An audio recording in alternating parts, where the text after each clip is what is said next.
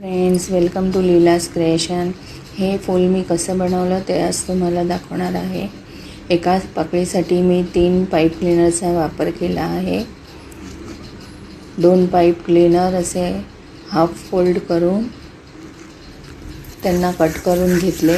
मग half fold केले ते परत त्याचे पण 4 फोल्ड करून घेतले। एक मोठा पाईप क्लीनर घेऊन त्याच्यावर हे ठेवून ट्विस्ट करून घ्यायचे। असे 4ही त्या पाईप क्लीनरला लावून व्यवस्थित सेट करून घ्यायचे।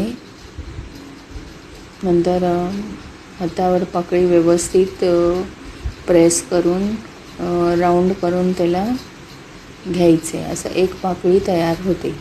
अशा एका फुलासाठी आपल्याला 5 पाकळ्या लागणार आहे। पुन्हा एकदा दाखवते। मोठा पाईप क्लीनर घेऊन त्याच्यावर हे बनवलेले ट्विस्ट करून फोल्ड करून ट्विस्ट करून घेतले। 4 एका फुलासाठी एका पाकळीसाठी मी 4 पाईप क्लीनर्सचे तुकडे वापरले आहे। आता ते मोठं करायचं असेल तर आपण अजून वापरू शकतो। मी फक्त 4च वापरले आहे।